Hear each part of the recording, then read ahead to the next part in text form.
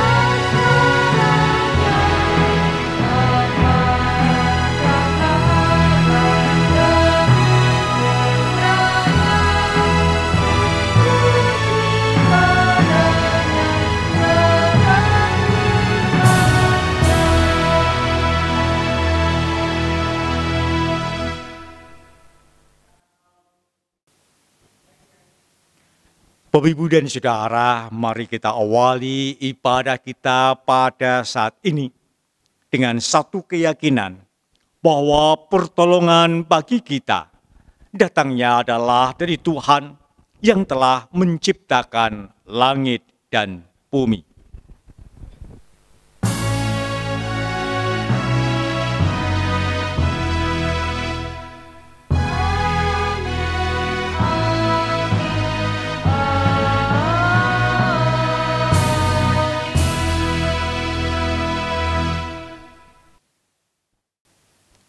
Tuhan beserta saudara.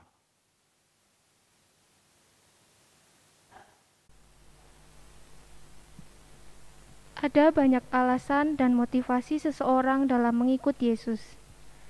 Motivasi ini sangat dipengaruhi oleh sudut pandang orang tersebut terhadap Yesus. Tema hari ini mengajak kita untuk berani menjawab dengan jujur pertanyaan Yesus. Tetapi apakah kamu, siapakah aku ini?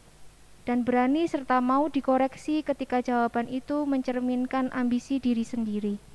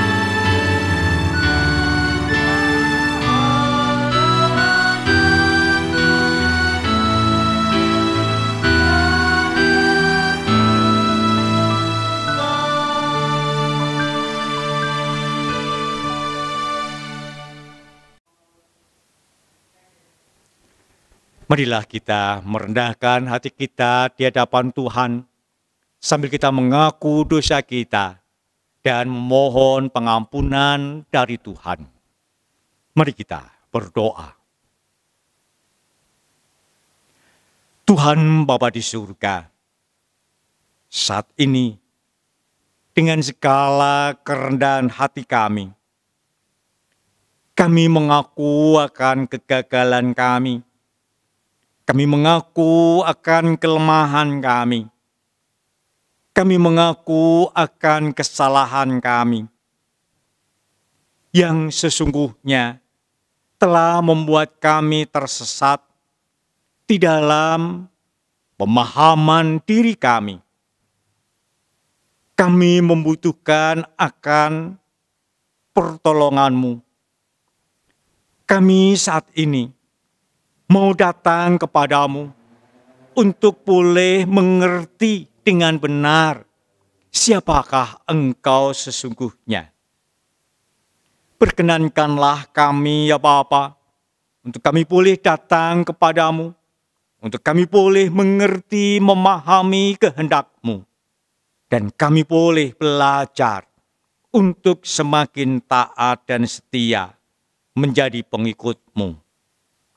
Sekarang ya Bapa, ampunilah kami, kasihanilah kami, dan perkenankan kami untuk kami boleh bersekutu dengan Engkau, memuji memuliakan nama-Mu, dan juga menikmati akan firman-Mu.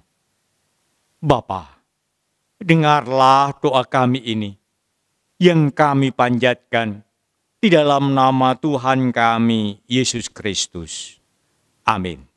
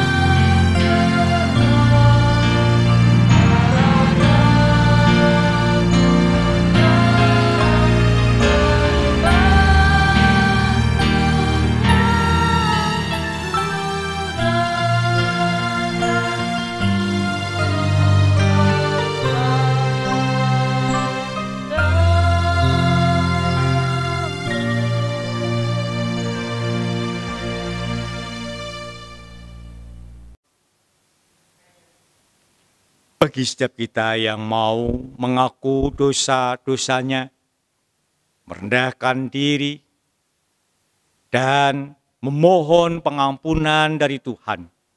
Saat ini Tuhan menyatakan kepada kita berita anugerah-Nya, seperti yang tertulis di dalam kitab Yesaya, pasal yang ke-52, ayat yang ke-10. Firman Tuhan menyatakan kepada kita demikian, Tuhan telah menunjukkan tangannya yang kudus di depan mata semua bangsa. Maka segala ujung bumi melihat keselamatan yang dari Allah kita. Demikian berita anugerah dari Tuhan.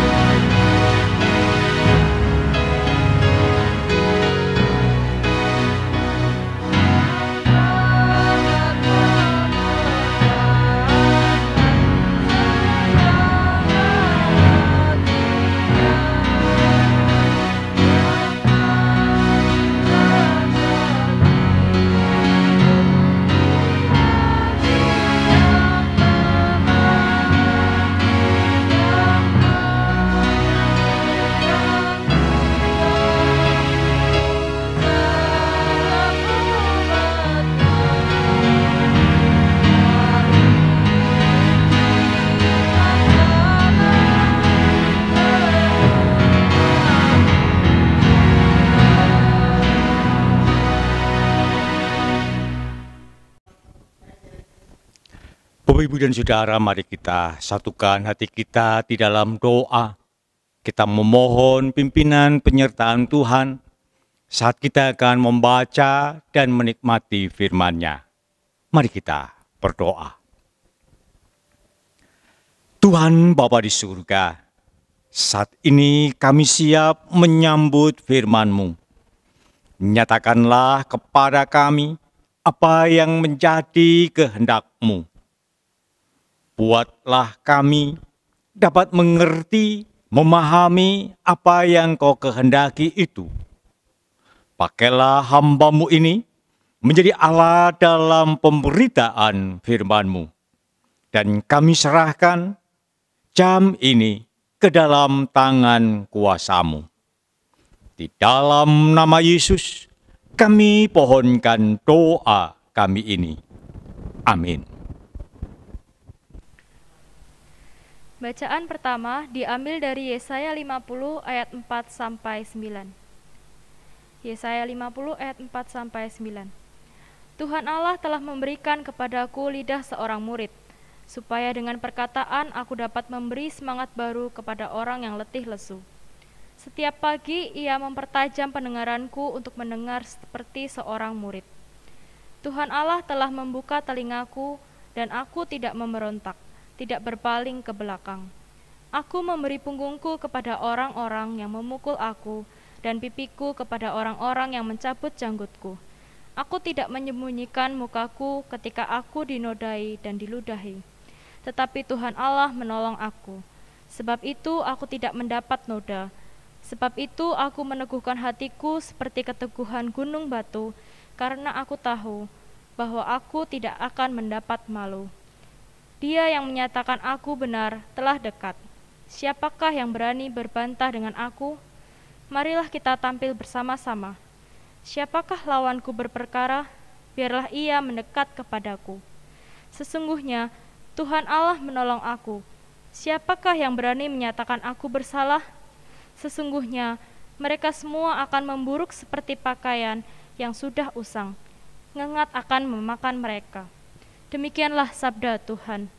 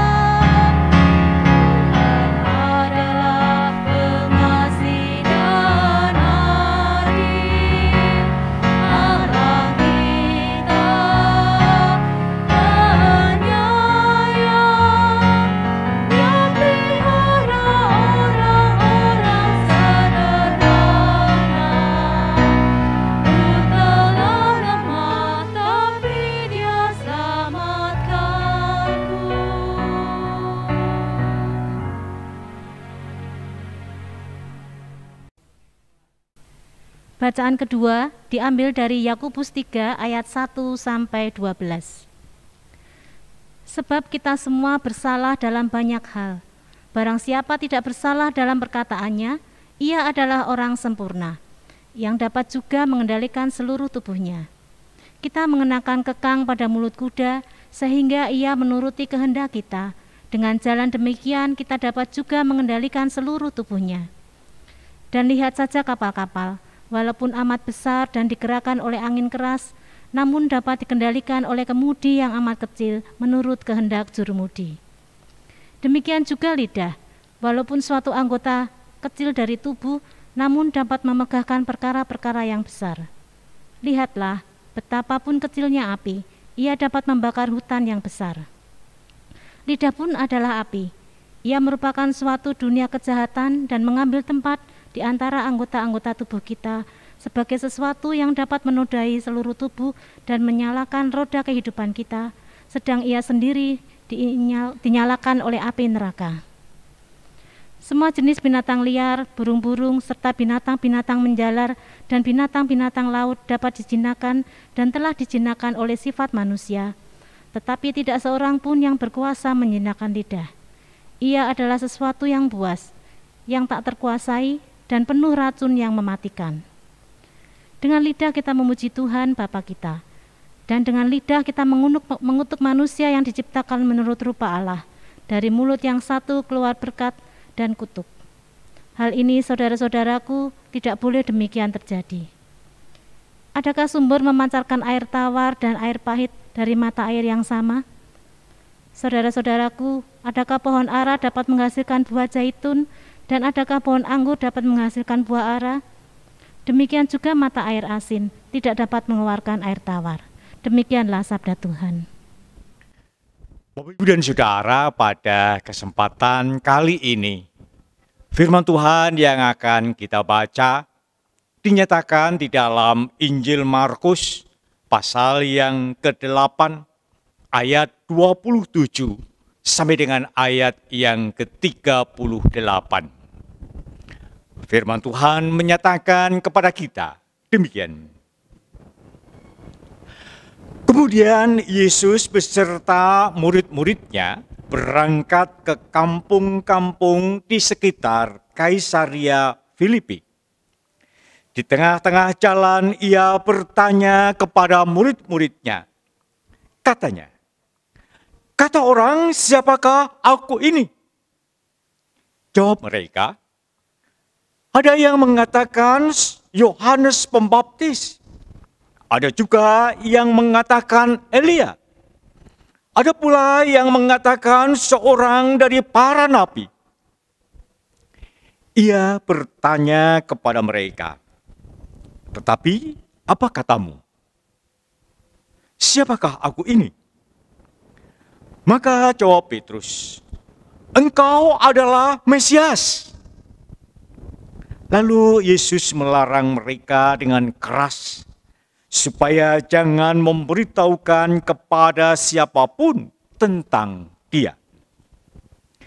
Kemudian mulailah Yesus mengajarkan kepada mereka bahwa Anak Manusia harus menanggung banyak penderitaan dan ditolak oleh tua-tua, imam-imam kepala, dan ahli-ahli Taurat, lalu dibunuh dan bangkit sesudah 3 hari. Hal ini dikatakannya dengan terus terang. Tetapi Petrus menarik Yesus ke samping dan menegur dia. Maka berpalinglah Yesus dan sambil memandang murid-muridnya, ia memarahi Petrus. Katanya, "Enyahlah iblis, sebab engkau bukan memikirkan apa yang dipikirkan Allah, melainkan apa yang dipikirkan manusia." Lalu Yesus memanggil orang banyak dan murid-muridnya dan berkata kepada mereka, "Setiap orang yang mau mengikut aku, ia harus menyangkal dirinya, memikul salibnya, dan mengikut aku. Karena siapa yang mau menyelamatkan nyawanya, ia akan kehilangan nyawanya. Tetapi barang siapa kehilangan nyawanya karena aku dan karena Injil, ia akan menyelamatkannya. Apa gunanya seorang memperoleh seluruh dunia, tetapi ia kehilangan nyawanya? Karena apakah yang dapat diberikannya sebagai ganti nyawanya? Sebab barang siapa malu karena aku dan karena perkataanku di tengah-tengah angkatan yang tidak setia dan berdosa ini, Anak Manusia pun akan malu karena orang itu apabila ia datang kelak dalam kemuliaan Bapanya, diiringi malaikat-malaikat kudus. Sampai di sini pembacaan firman Tuhan. Berbahagialah kita yang mau taat dan setia menjadi pendengar dan sekaligus pelaku firman-Nya. Haleluya.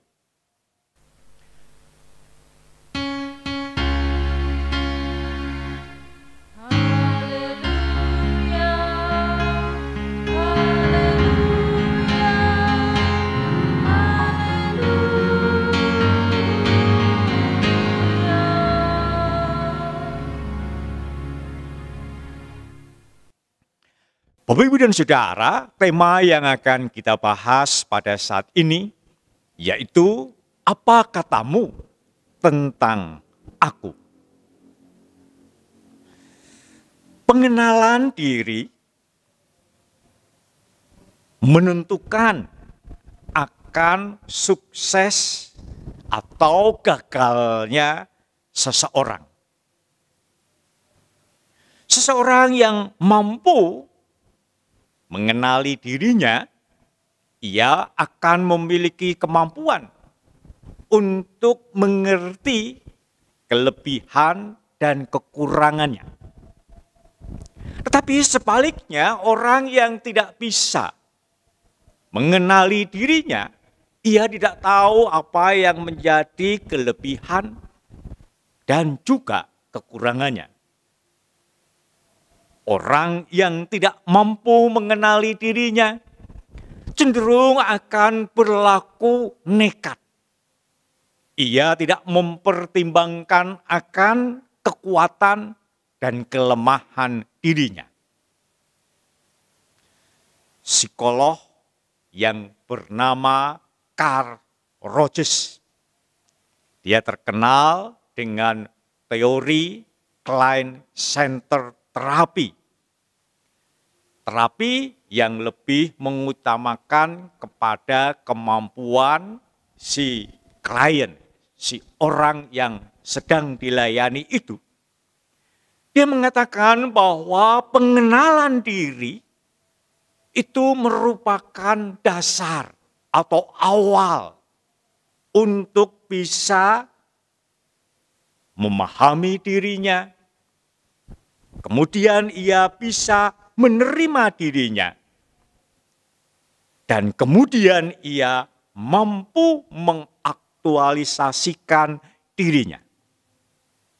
Di dalam kehidupan ini sesungguhnya kemampuan mengaktualisasikan diri itulah yang akan membawa orang itu kepada kesuksesan. Atau paling tidak, kemampuan untuk aktualisasi diri itulah yang berarti menunjukkan dirinya di hadapan orang banyak. Rogers mengatakan kegagalan pengenalan diri itu akan mengakibatkan kegagalan dalam mengaktualisasikan diri.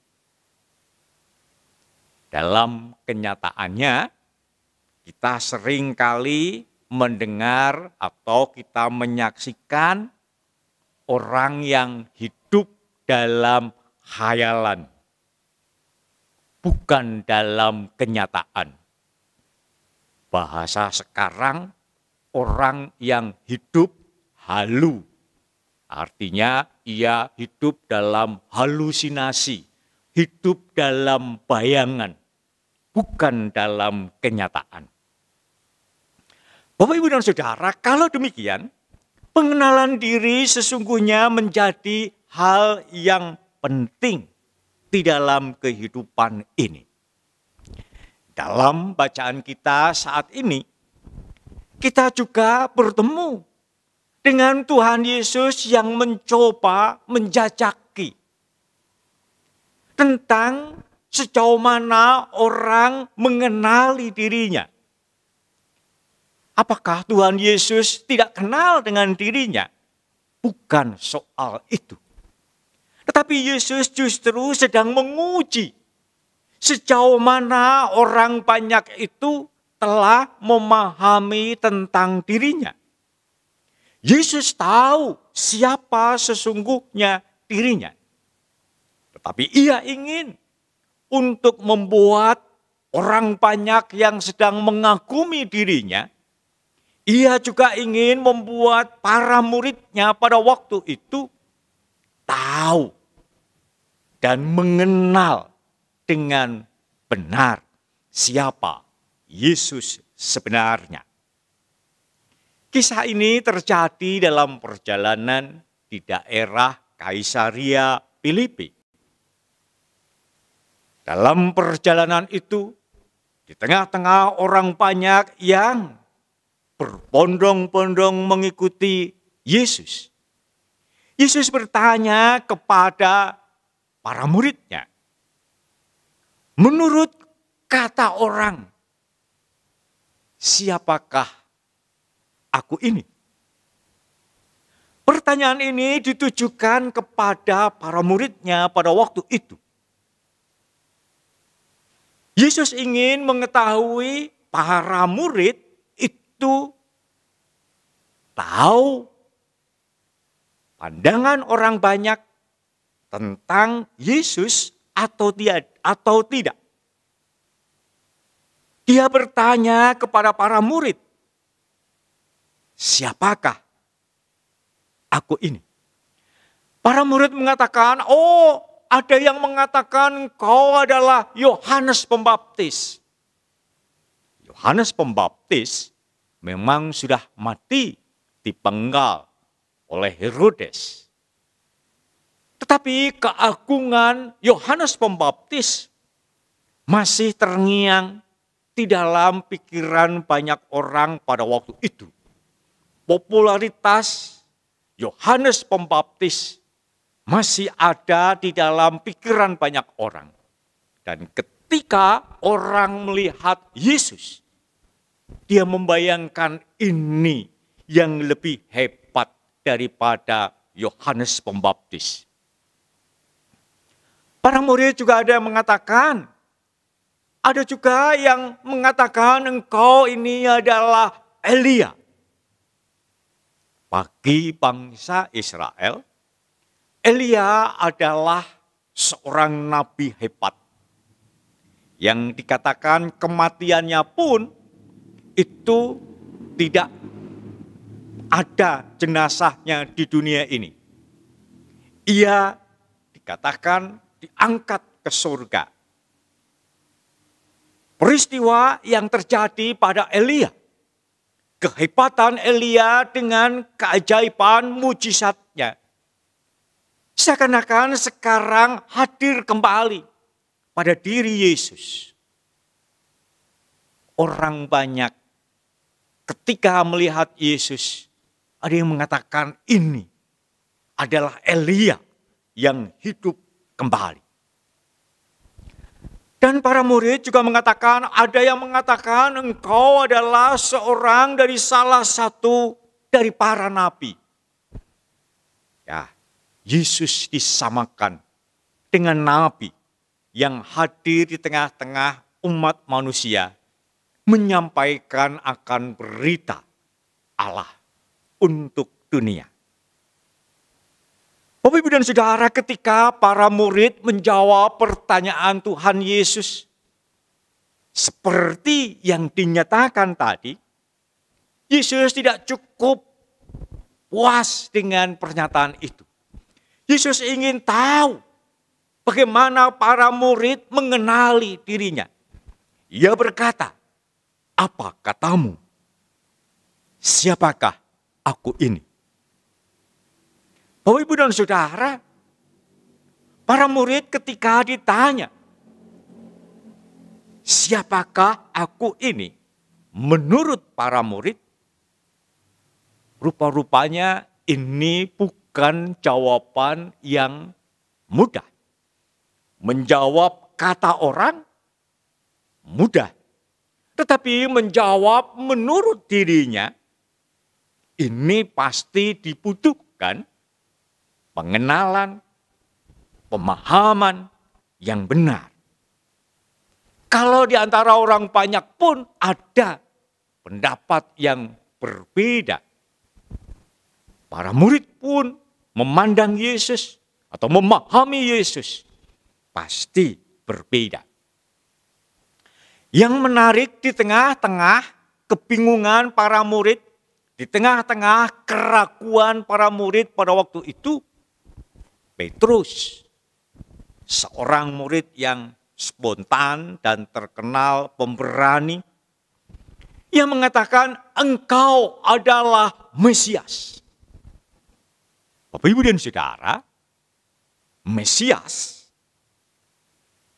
ini adalah kata dalam bahasa Ibrani yang kalau di dalam bahasa Yunani, kata Mesias itu sama dengan Kristus.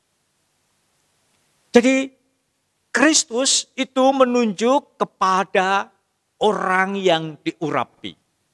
Mesias adalah orang yang diurapi. Di dalam Alkitab ada 3 pejabat yang ketika ia akan menduduki jabatan itu, dia diurapi terlebih dahulu. Jabatan itu yang pertama adalah kalau dia seorang raja. Yang kedua kalau dia seorang imam. Dan yang ketiga kalau dia seorang nabi. Ketika Petrus mengatakan engkau adalah Mesias, pasti gambaran tentang pejabat yang diurapi, raja, imam, dan nabi, ini juga melatar belakangi pernyataan Petrus. Tetapi sayangnya, raja yang dibayangkan oleh Petrus itu bukan yang Yesus pahami. Pengenalan Petrus akan Mesias itu adalah Mesias, raja yang akan membebaskan mereka, khususnya bangsa Yahudi, dari penjajahan bangsa Romawi.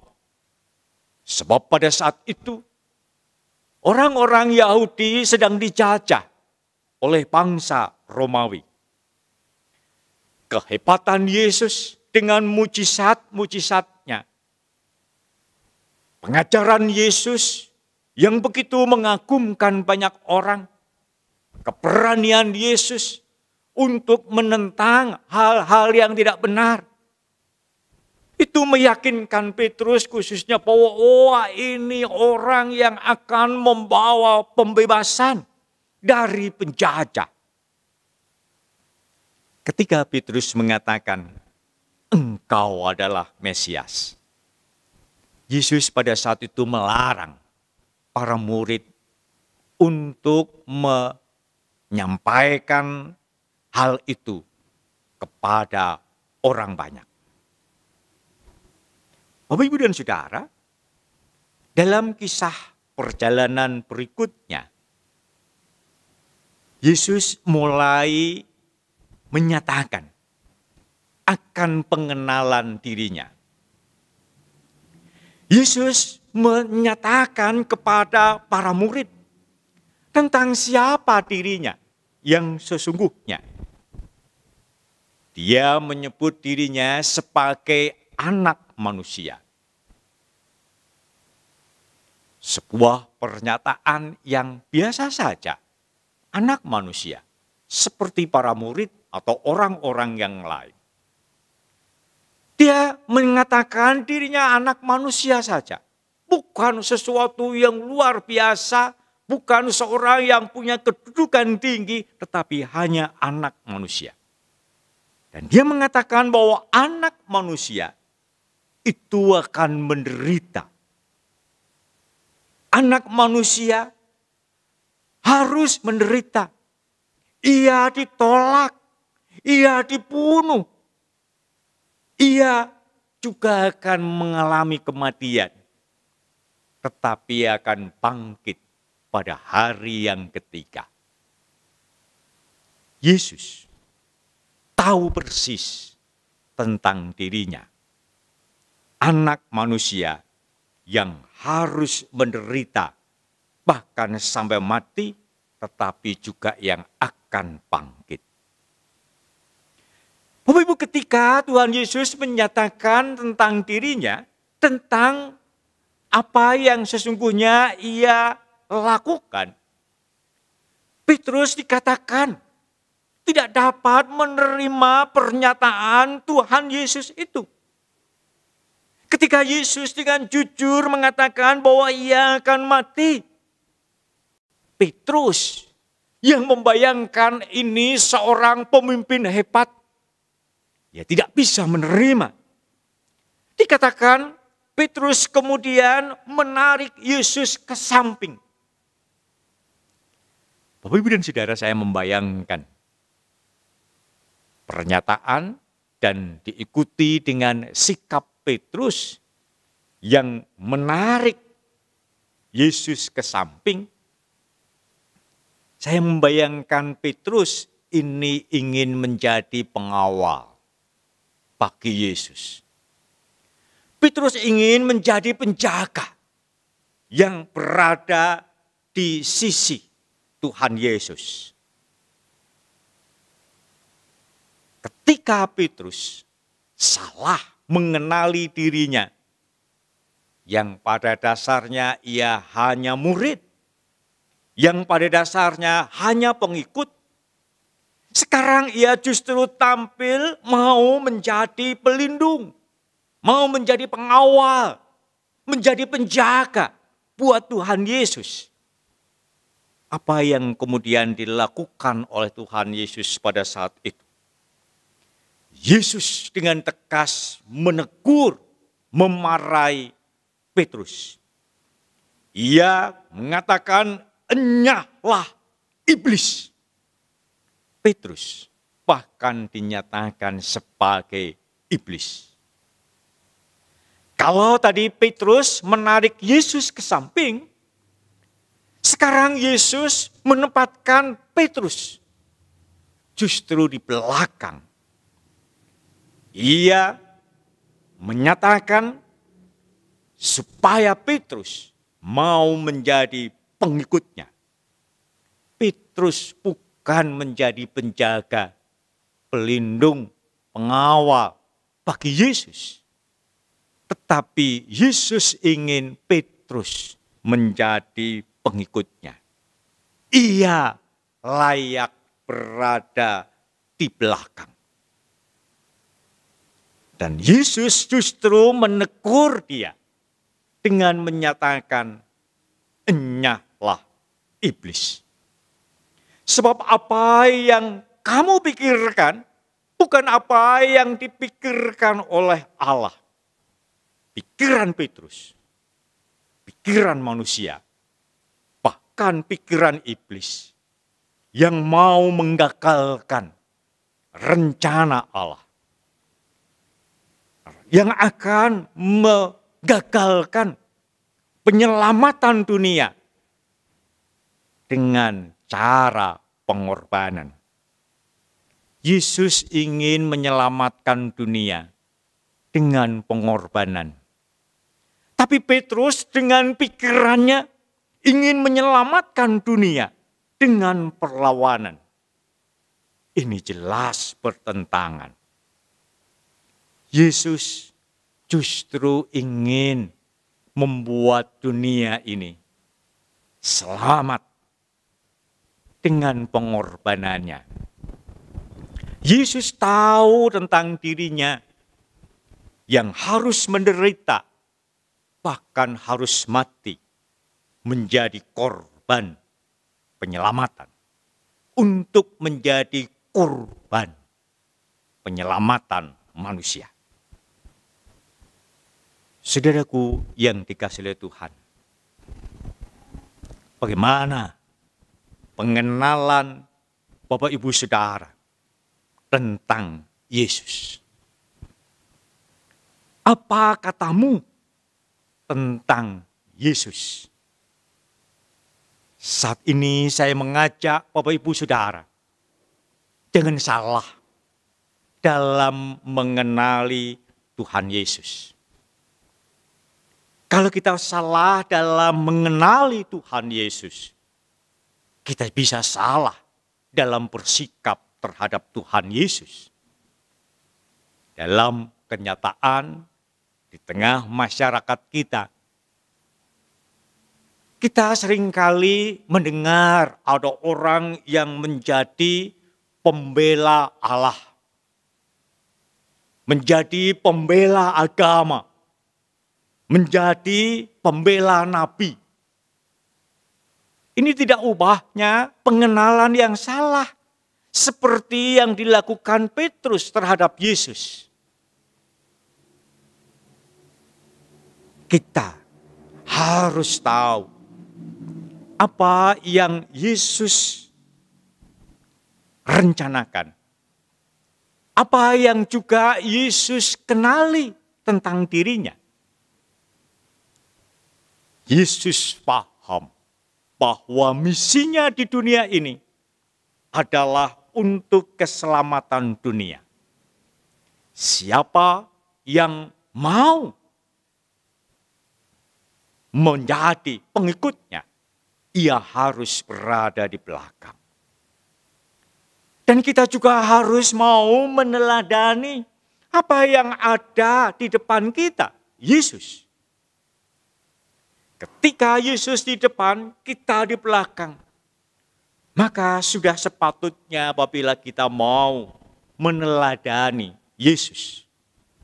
Ketika kita meneladani Yesus, kita diajak untuk berani menyangkal diri, memikul salib, dan mengikut Dia. Ketaatan kepada Yesus yang telah memberi teladan kepada kita. Sesungguhnya ini adalah bukti bahwa kita mengenali diri kita dengan baik, dan kita juga mengenali Yesus dengan baik. Kalau kita ditanya, apa katamu tentang Yesus? Saat ini kita bisa menjawab, Engkau adalah Mesias yang telah berkorban bagi manusia. Mari beriman padanya, agar kemuliaan Allah dapat menjadi bagian kita di dalam kehidupan ini. Sama seperti yang Ia nyatakan. Siapa yang ingin mendapatkan kemuliaan Bapa, ia harus mau mengikut Yesus dan mentaati teladannya. Mari saudara, kita kenali Yesus yang adalah Mesias, dan kita ikuti jalan yang Ia tempuh. Amin.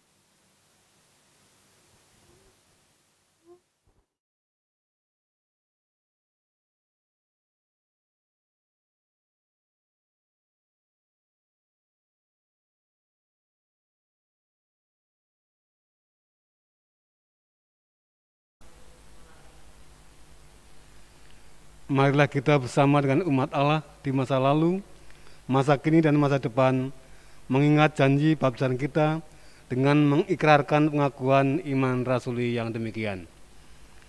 Aku percaya kepada Allah, Bapa yang Maha Kuasa, Khalik langit dan bumi, dan kepada Yesus Kristus, anak yang tunggal Tuhan kita, yang dikandung oleh Roh Kudus, lahir dari anak darah Maria, yang menderita sengsara di bawah pemerintahan Pontius Pilatus, disalibkan, mati dan dikuburkan, turun ke dalam kerajaan maut.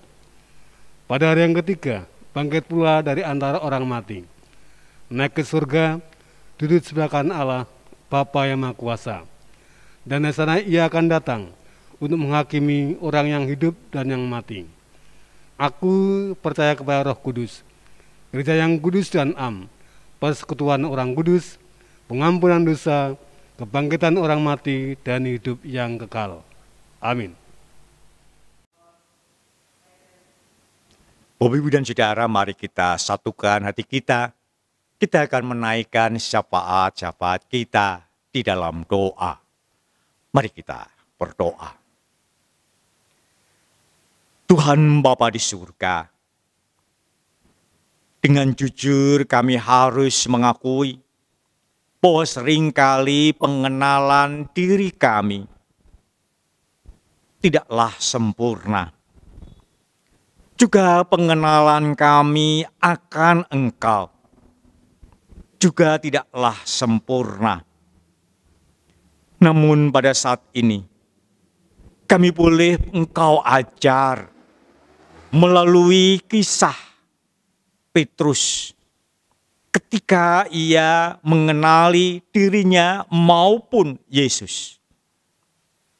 Biarlah apa yang telah kami dengar saat ini tidak menjadi sia-sia, melainkan boleh tertanam di dalam hati pikiran kami, sehingga kami pun dapat mengenali Yesus dengan benar, dengan tepat, sehingga kami boleh ikut menjadi pengikut-Mu, menjadi murid-Mu yang taat dan setia.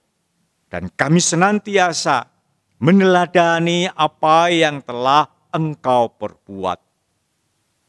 Bapa di dalam surga, mampukan kami untuk menjadi pelaku-pelaku firman-Mu. Saat ini ya Bapa, kami mau berdoa untuk saudara-saudara kami yang masih keliru memahami tentang Yesus, yang seringkali menganggap dirinya lebih utama dan menjadikan Yesus sebagai pelayan, bahkan pesuruh hidupnya.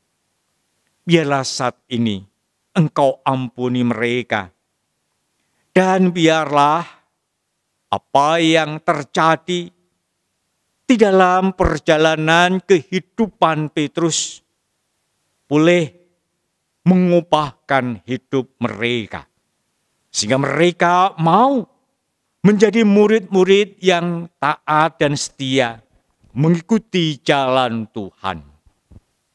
Bapa, kami berdoa saat ini untuk saudara-saudara kami yang sakit, mereka yang sedang menjalani masa pemulihan, mereka yang sedang menjalani masa perawatan,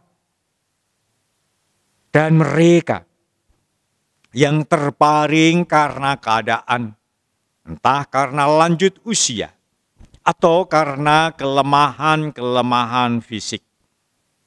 Kami memohon kepadamu ya Bapa, kiranya Engkau berkenan memberi kekuatan, ketabahan, kesehatan dan kekuatan.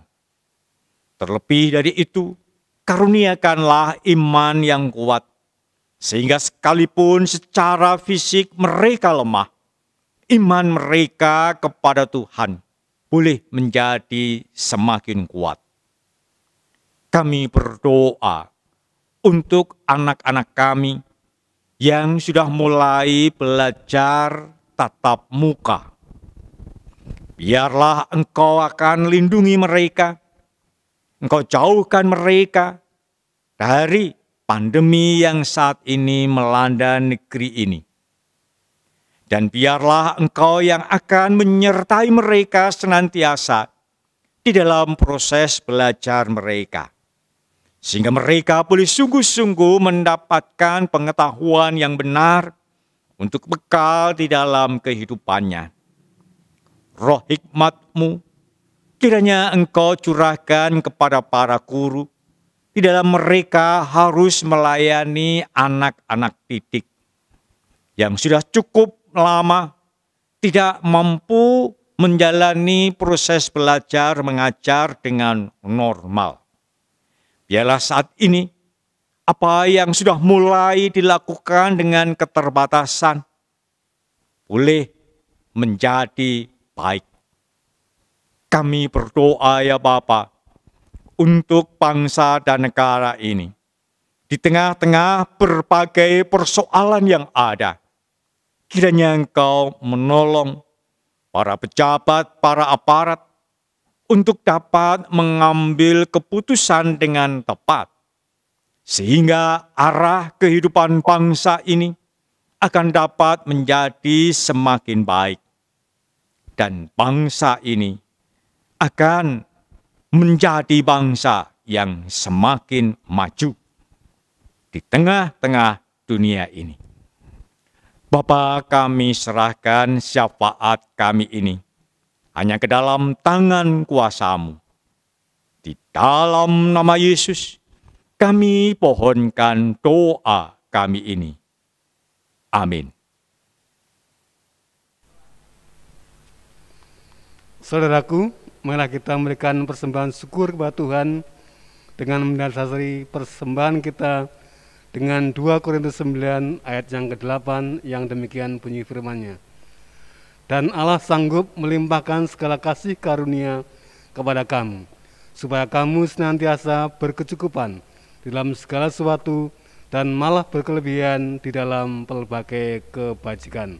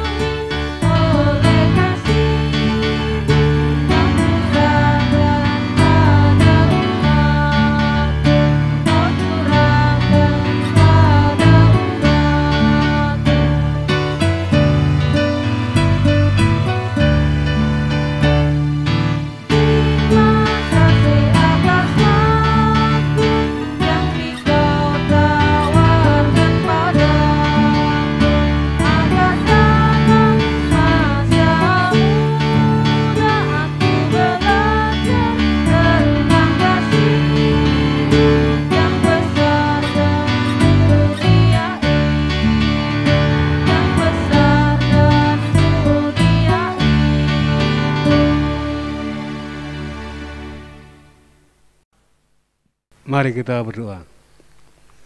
Tuhan Allah Bapa kami yang bertata dalam kerajaan surga, kami sungguh mengucapkan syukur Tuhan atas segala berkat Tuhan yang telah Tuhan berikan kepada kami pada hari-hari yang telah kami lalui. Masanya Tuhan, kami berikan sebagian persembahan ini sebagai rasa ungkapan syukur kami kepada Tuhan. Oleh karena itu kami mohon Tuhan memberkati persembahan ini, sehingga dapat dijadikan sebagai sarana untuk memperluas kerajaan Tuhan. Mampulah ya Tuhan kepada kami semua untuk dapat mempersembahkan diri kami untuk kemuliaan-Mu. Dalam nama Tuhan kami Yesus Kristus kami berdoa. Amin.